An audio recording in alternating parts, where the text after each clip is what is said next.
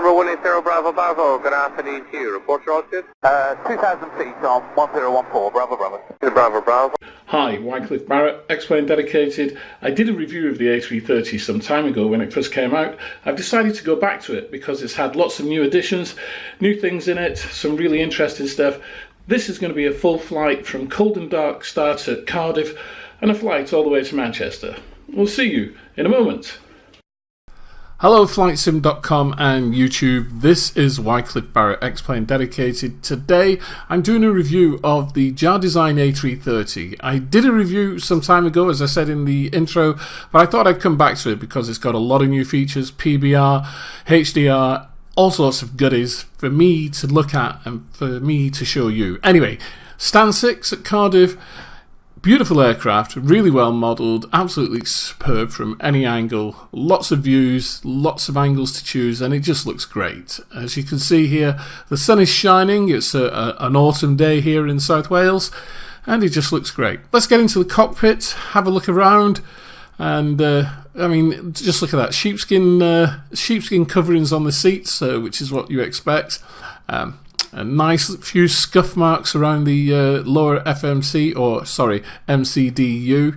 Nice reflection on the glass, and we have a checklist there. Look at the animation on that side stick, absolutely superb animation. That is new, and I know that they've been working on that, along with lots of other things as well. They've changed the colours of the lighting on the overhead, and a number of other things. So just having a quick look around. Co-pilot's view, reflection on the cockpit windows, reflection on the glass in the cockpit. Dirty marks here and there, you might find a few fingerprints and bits of food, crumbs, as always in cockpits. Anyway, I think it's probably time to get some power onto the aircraft. One thing I must remind you, make sure you've got fuel in the aircraft, otherwise it will not start. The APU will not start. I spent weeks thinking I had a major bug, and then I was told fuel. What a dummy. You can use your middle mouse button to look around as well. I'm using X camera, that's why you've got all these lovely smooth movements as well. And X camera is available from stickandrudder.com. Okay. Once again, there is a cabin, although I'm not that bothered about cabins. You know, I don't spend that much time in the cabin. I tend to spend most of my time in the cockpit. But let's have a look at the cabin. Here we are, the galley. First class, we just had a quick look at. We'll go back to first class. Very nice indeed. I've never flown on an A330, but I'd like to one day because they're a big aircraft and it seems to be quite roomy. Anyway, back into the cockpit. I've just called ground handling. And so we'll have a look at all the ground handling coming up, coaches, fire engines and fuel truck. And the fuel truck, very important, as you'll see. It's coming around under the left wing there as we look at the aircraft, I believe. It's coming from the rear of the aircraft, so it'll come from the rear to the left wing as we look at it. Right wing if you were sat in the cockpit. Okay.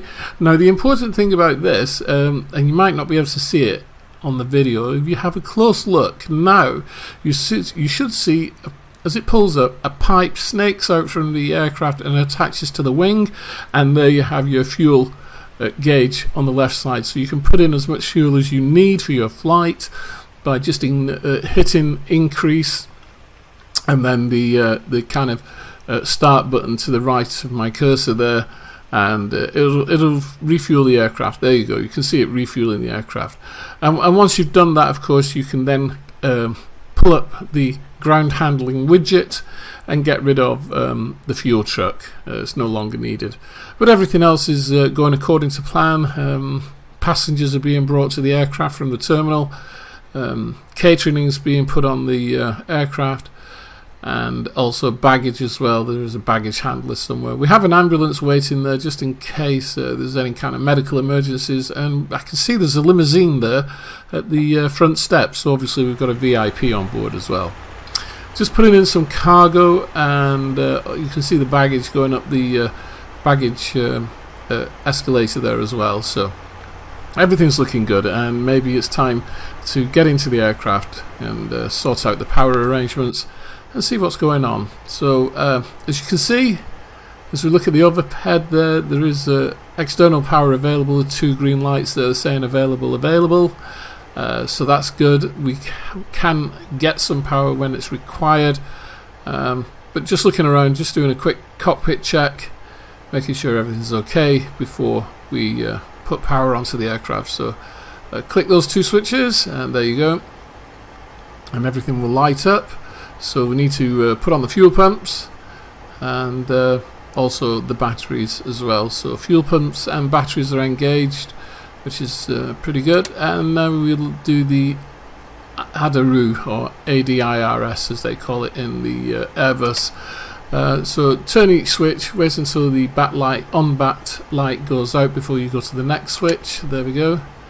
Making sure that they're all in the right positions and aligning, which is very nice. So once we've done that, we can once again check the glass, make sure everything's alright. Also need to get the beacon light on, and we'll put the seatbelt and no smoking signs on, as well as a few other things as well. And quickly just having a look at the overhead, everything seems to be okay. We do need to do fire alarm, fire tests, APU fire tests. That's good. Everything's working fine there. Having a look at the MCP, multi-control panel at the top there. That's alright. Once again, scanning around the cockpit to make sure everything is where it should be.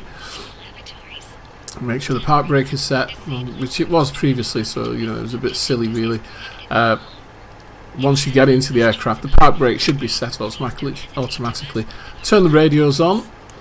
They won't work until you turn that little switch, which is to the right and below the dial for frequencies. And I've done the squawk code. If I was flying online in FlightSim without any ATC, squawk code is 2200. Once again, scanning the cockpit. There's a checklist on the left hand side. Is really not that useful. I haven't used it, never used it, but everything seems to be okay. I've set QNH. I've set the altitude on the altimeter just before we do anything else really. Just it's one of those things, just go through and do them. APU bleed is on.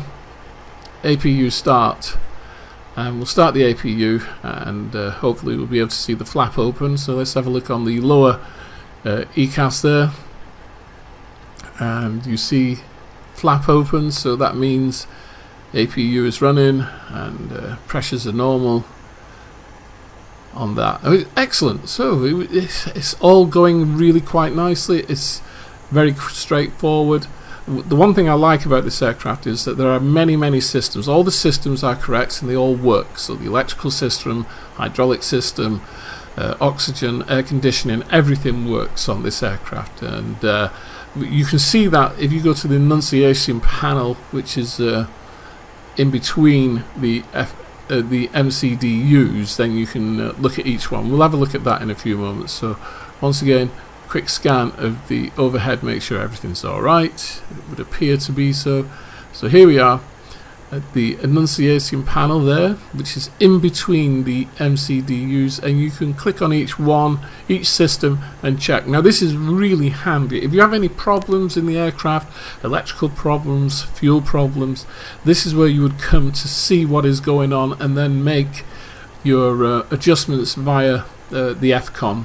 So you'd get out your FCOM and see what it is you need to do to rectify the problem or the failure, if it so happens. So you can have each one on, or you can click on all and it will cycle through them all one after the other, repeatedly doing that, which can be a little bit annoying. So I find the best thing to do is just go to the engine page in preparation for starting engines, and what will happen is that whatever system is in use, that screen will change automatically to it. So if you're doing flight control, it will change to flight control. If your primary function is engines, it will change to engines.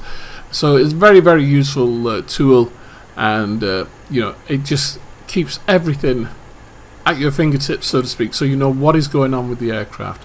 And that little pause as you change from one to the other, that is exactly what it's like in the real aircraft. See it?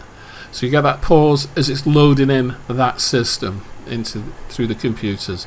Okay, so MCDU, let's put a flight plan in. We're going to fly from Cardiff to Manchester, so that's EGFF to EGCC. And when you put it in at the top right, it then says, do you want to request it? And if you click on request, it actually builds the flight plan for you. And that flight plan is correct. I should know, I've flown that route countless times, hundreds of times. So you just accept, insert, align the IRS, and then put in some information here. So your flight number, I'll just keep it simple. We'll just put 2302. That's my favourite flight number. It's the one I've used for years. It's all over FlightSim, VATAware, and anywhere else you want to have a look. Put a cost index of 25 today, and yeah, that looks good. So now we need to come over here, zero fuel weight to CG. Click on that. It will put it in automatically, and your block fuel. Click on block fuel. It will put in all the figures automatically for you. Absolutely. The one thing about the Airbus is they're highly automated aircraft, and they work everything out for you. So you can see all the data is in there on the init fuel prediction page.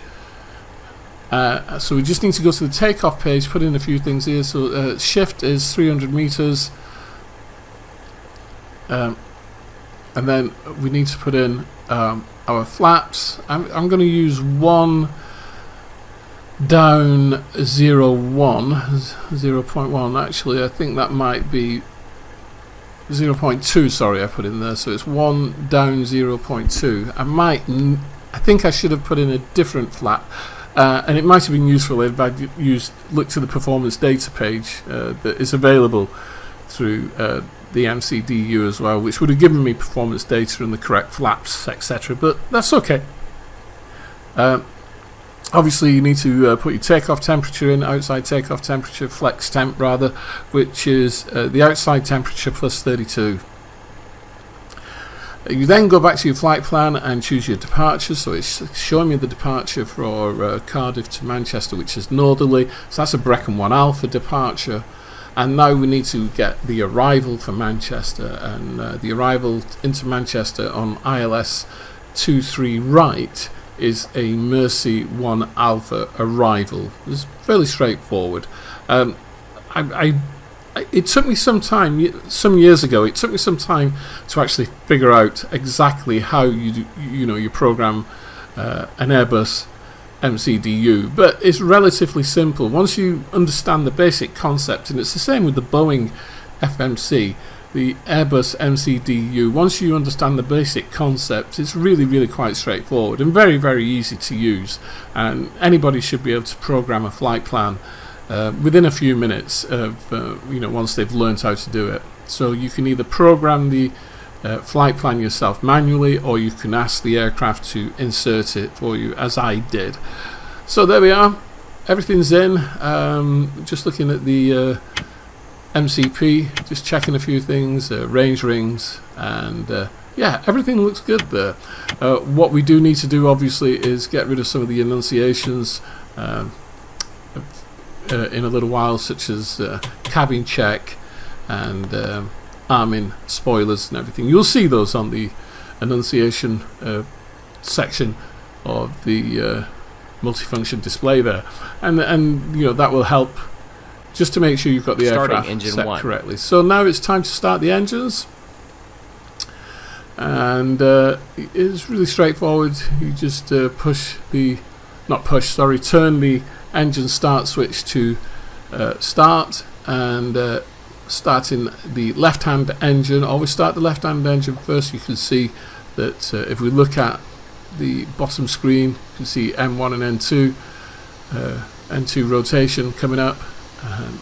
And it's all automatic, so once you lift the lever for the number 1 engine, you don't have to monitor things for fuel flow. It's all done automatically in an Airbus, unlike Boeing aircraft where you have to monitor the N2 rotation when it gets to 22%, then inject your fuel. With the Airbus, it's all an automatic process. Here we are starting engine, the right hand engine.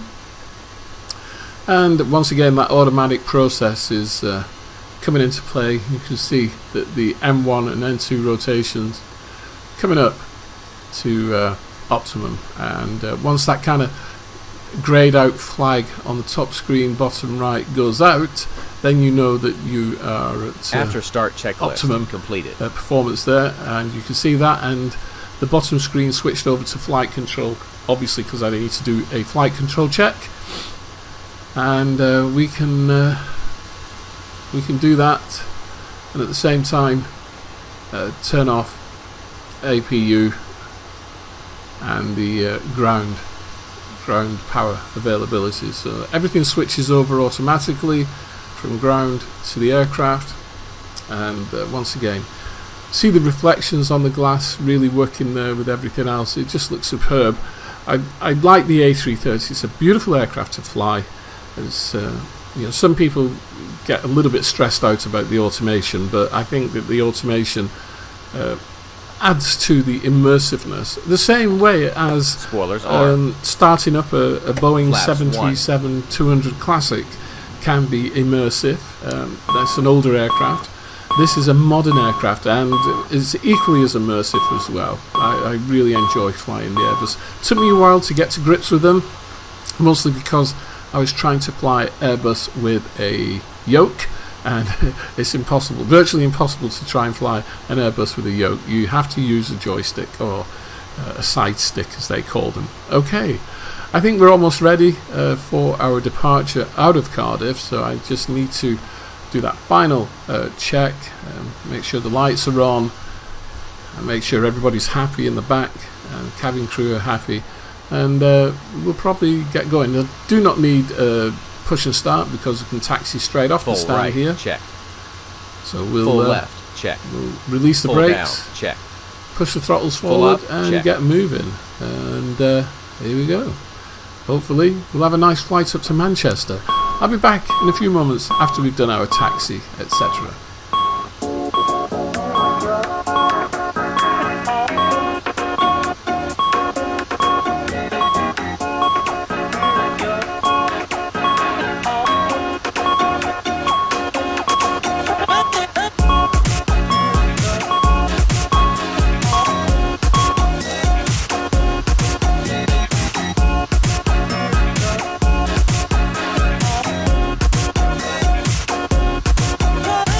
Park brake off.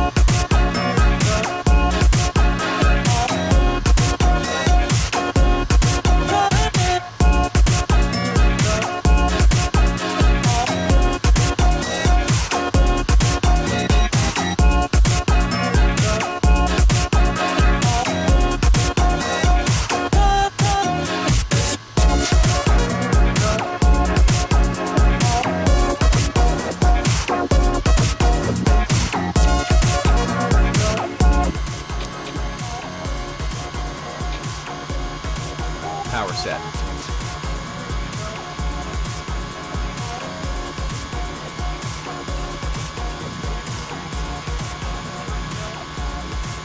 Okay, here we go. Let's get going. So, going down the runway, we should get to about 140 knots. But because, unfortunately, I didn't do the flaps correctly, it took a lot longer to get up to speed before we could get airborne. knots. So it's almost down to the BA hangar before I pulled back on the stick, which is a little bit too long for this aircraft. Here we go, pulling back, just airborne with a few hundred feet to go before the end of the runway.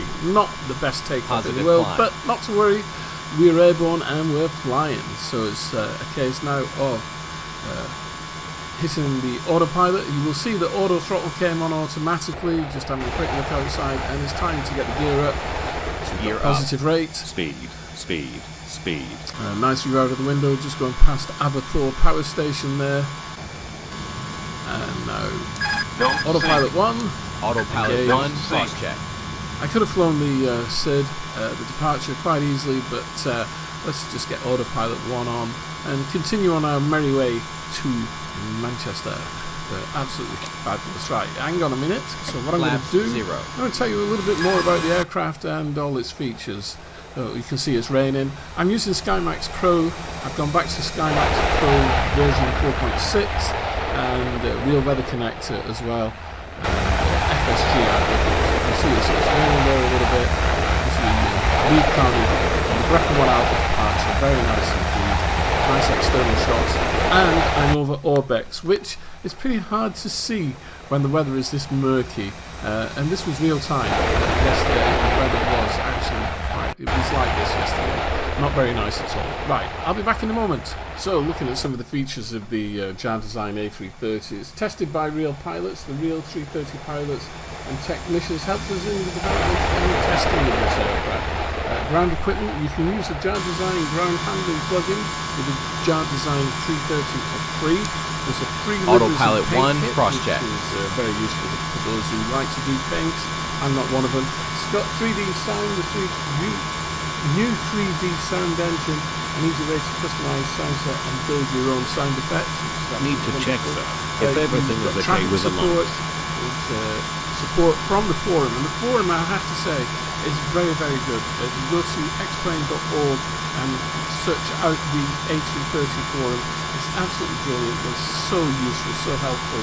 You get answers fairly quickly, as well as, of course, writing into Explain Dedicated on Facebook, and you'll get your answers there as well. Now, let's see, how much does it cost? It's a little bit expensive. It's $60.95. I'm not quite sure what that works out in sterling. I'll put the price up somewhere on the video around about now. But it's a little bit expensive, but I will say you do get an awful lot for your money. You do get a lot of aircraft for your money, and you really can't go wrong. I would say that it's worth the money, definitely worth the money. I bought a copy a long time ago. When it first came out, I got a copy. Since then, I've been in the beta team, so I update my version through the beta program as well. So there are two different downloads for this. There's a download version for Explain Time, and that is 1.3R3, and the download version for Explain 11 is download version 3R5. Okay, so there's two different versions depending on whether you're in Explain 10 or Explain 11. Make sure you get the correct one, otherwise you'll be getting into a few problems trying to install the Explain 11 one into Explain 10. There are some requirements regarding this aircraft. It is a study level aircraft, and it does say on the JARDesign site that if you're a new user, then you may find that it's going to take a little bit more time for you to get into it. That it's actually it is an advanced level aircraft, but it's entirely up to you. I think getting these advanced level aircraft, it doesn't matter if you're a new user or not. Getting these aircraft actually pushes you further. You have to learn a lot more to get the aircraft in the air and to fly it, and that's all part of the joy of flight simulation as well. You can get some aircraft that you just jump in and fly. Others, you need to do a little bit of study, and there's nothing wrong with that. I think that is a good thing, a little bit of study. And there's lots of places you can go for help and support. Explain Dedicated for one, YouTube for another, obviously, and the JARDesign forum on xplane.org. They will all help. Whilst we're still flying along to Manchester, I'd just like to say many thanks to FlightSim.com and JARDesign as well for helping me to put this video together. Also, need to talk about Wired to Fire because this video is powered by Wired to Fire PCs, performance PCs. So there we have it. Those are all my sponsors, I suppose, and supporters. Xplane Dedicated is a completely independent review body, so to speak, and if it's bad, I'll tell you. If there's something wrong with it, I'll tell you there's something wrong with it. If it's good, then I'll tell you it's good. Anyway, that's enough of that. So here we are, we're just coming up to Wallasey, I believe. Mersey, no, sorry, we're coming up to Mersey on the Mersey 1 Alpha arrival into Manchester. You can see the weather is it's a little bit dense up here at the moment. We're just surfing the clouds as we begin our descent, or we're on our descent down into Manchester. Now, I need to tell you, I forgot to put my scenery. This is a fresh install of Xplane 11. Something I rarely do, very rarely do, but I wanted to do it because I was having problems with my plugins folder. Spoilers aren't. Conflicting with something, and I couldn't figure out which plugin was conflicting, and to be honest, my Xplane installation was a bit of a mess because I install a lot of stuff. Anyway, I decided to do a complete new fresh install, which is really liberating because when you get that fresh install, it's all new and it's exciting. So this is a fresh install with Orbex, Great Britain, in the south, and default from just above North Wales. I think it stops at North Wales. So now we're over default scenery as we're coming into Manchester, whereas previously, as we flew out of Cardiff, we was over Orbex, Great Britain, True Earth South, or True Earth. We need Great more Britain drag, South. sir. You can see it's default there, but that's fine. It's okay. It kind of all looks the same at 30,000 feet. But as we're coming in now on this approach into Manchester, you can see that the weather is clearing a little bit in the northwest of England, which is useful. And well, it's all very good. Not long to go now, about 4 minutes before we're actually touching down, and I hope you found the flight useful and enjoyable. Right, so just as we're coming towards Manchester, we have to configure our approach page in the MCDU, and I've already done that, and whilst I was talking previously I missed it, but you need to find your approach page in the MCDU, and you will have to put in the QNH, the temperature at your arrival airport. You'll also need to put in the wind and what landing config you're going to use, whether it's config 3 or full. But generally config 3 is enough, especially for airports such as Manchester, which have long runways. At the moment I'm just doing a little bit of self-vectoring because I know that if I try to land on the flight plan, it's going to bring me in too short, too close to the runway. So I'm just doing a bit of self-vectoring and probably giving myself something like a 10-12 mile approach, as opposed to the very short 7.5 mile approach that the flight plan puts me on. So I'm self-vectoring now, I'm off plan, so to speak, and controlling the aircraft, only using heading mode, so to speak. So it's still an automated flight. You can see that autopilot 1 is still on. We're descending to 3,500 feet, because that's the capture altitude for Manchester. Radio altimeter alive. Just need to adjust the QNH, which is right 1003, and everything is looking rosy. So a few more moments now, and we'll begin that turn onto a heading of 23 right, and capture the localizer. I'm not forgetting that the way that you do this in an Airbus is entirely different from a Boeing aircraft. So below the QNH, on the left of the MCP there, you'll see two buttons. Radio altimeter alive. Flight director, and the other is LS. And that is LS for landing system, so we need to activate that. I've also got localizer activated underneath the speed button. You saw the light, it just went out then.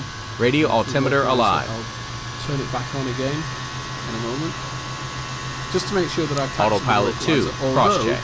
It's not necessary in an Airbus. You can just hit the approach button, which is further to the right on the Flaps MCP. 2. You know, why they put them in a line across the MCP, I have no idea.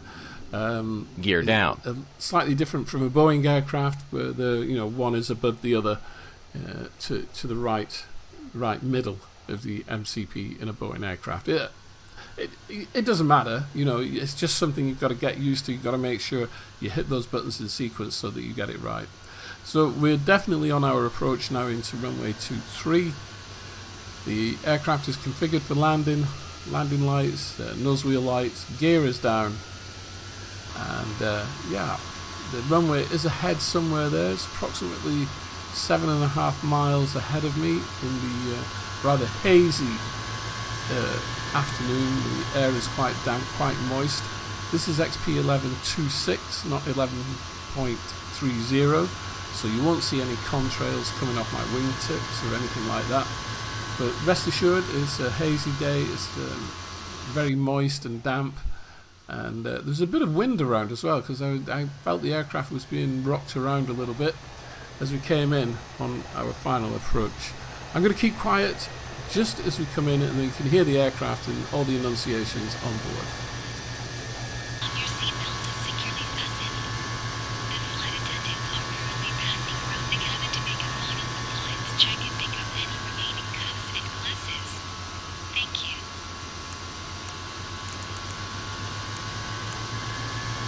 Go around, altitude set.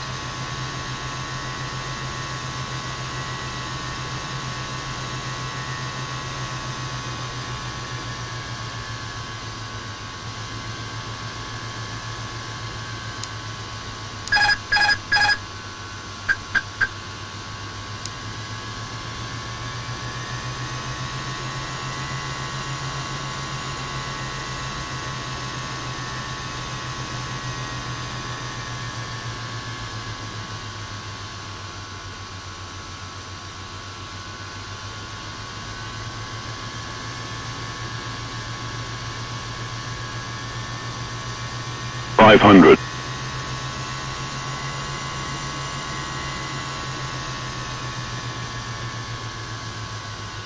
400. 300. 100 above.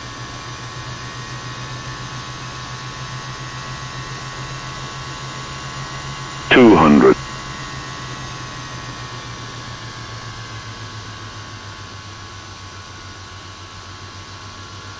100. Sync rate. Sync 50, rate. 40, Sync 30, rate. 20. Retard. Retard. Decel. Spoilers full. We are on the ground, sir. Are you okay? Bit of a scrappy landing, but we're down safe and sound. It's now time to taxi off and get to the cafe in the airport. I need a cup of 70 coffee. knots. Oh, my hands were sweating on that one, I can tell you. We'll see you soon. There you go. Very long review and flight of the JARDesign A330. Hope you found it useful. I think the JARDesign A330 is one of the better big aircraft in X-Plane 11. We're still desperately waiting for a 747 and a few other aircraft, A340. But at the moment, the JARDesign A330 is one of the best long-haul large aircraft in X-Plane. As I say, hope you enjoy it. As always, my name is Wycliffe Barrett. This is X-Plane Dedicated, and we'll see you soon. Cheerio.